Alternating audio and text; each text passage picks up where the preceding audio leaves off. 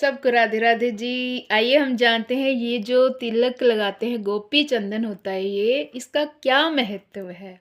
सभी लोग क्वेश्चन करते हैं कि क्या ये लगाना ज़रूरी होता है, क्यों लगाना चाहिए और लगाने से क्या होता है। और ये भगवान के चरण है ना।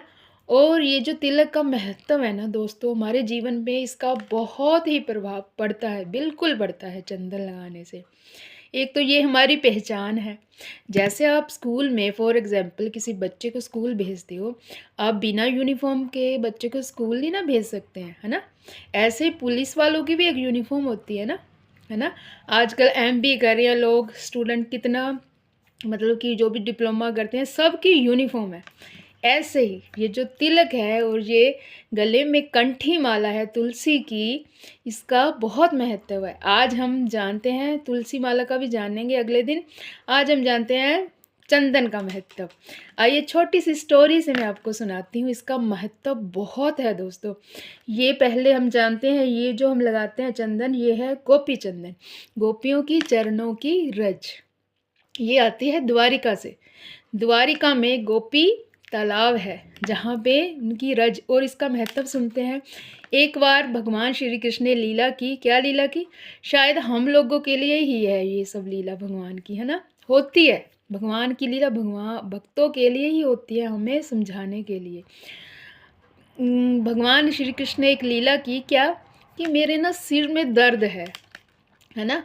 तो सभी इकट्ठे हो गए कि सब रानियाँ सब, और सब पूछने लगे कि भगवान आप तो लोगों की सिर दर्द ठीक करते हो, पूरे संसार का आप पालन करता हो, आपके सिर में दर्द।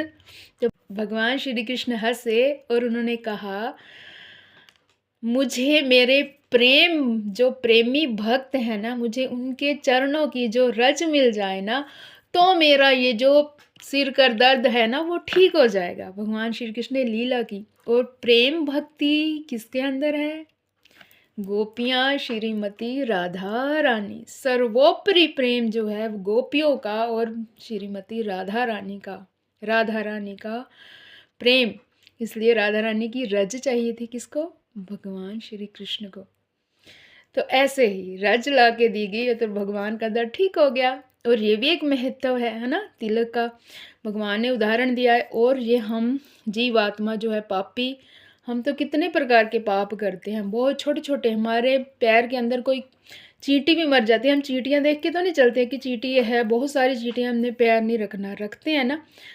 हाँ, कई लोग बोलते हैं हम नहीं कोई भी पाप करते हैं, पर हो जाता है, अनजाने में भी हर पाप होते हैं। इसलिए हम भगवान के हैं। सबसे पहले हमारी ये पहचान है, भगवान के गोपी चंदन कंठी बहुत ज़रूरी होती। इनको करने में शर्म नहीं करनी चाहिए। तिलक करने में ना कभी शर्म ना करो, कभी ना करो। हाँ, ज़्यादा ही एक तो आप छोटा सा कर सकते हो, पर हमें छोटा भी क्यों करना है? तिलक लगाने में कभी शर्म नहीं करनी चाहिए, है ना। हिंदू धर्म में है ना, हमारे भारतीय परंपरा है ना तिलक की। तो इसलिए गोपी चंदन का बहुत ही महत्व है। ये जो हम गोपी चंदन हम लोगों के लिए ही है। और छोटी सी स्टोरी जानते हैं। एक बार एक बहुत ही मतलब राजा होता था, वो बहुत ही दुष्ट काम, हर प्रकार के गंदे काम जो उसने करने, है ना, मांस मदिरा भी खानी।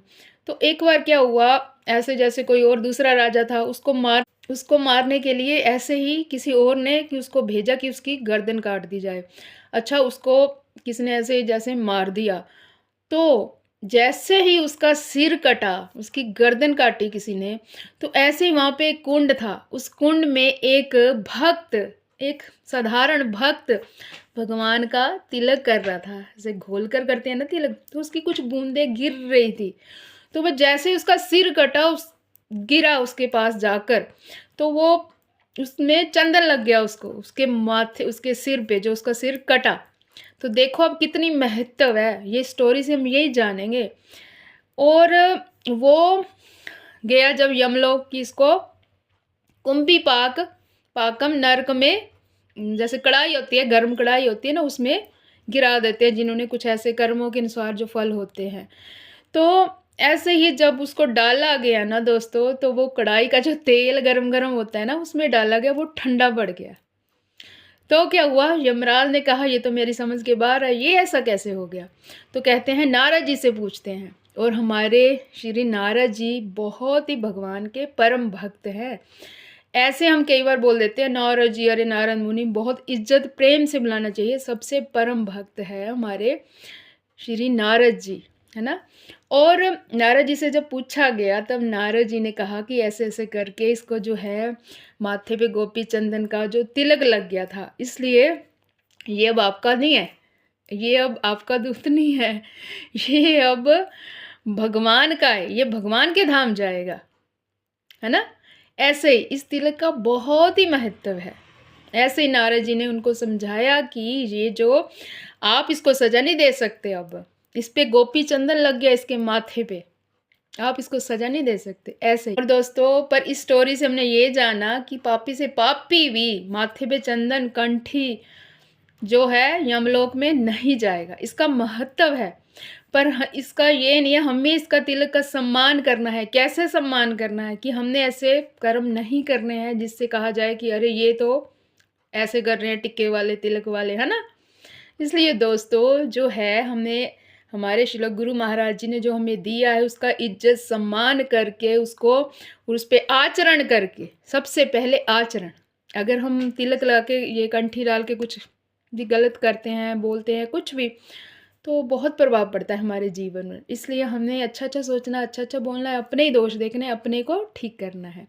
और तिलक का महत्व आपने जाना, कल हम जानेंगे कंठी माला का महत्व। राधे राधे।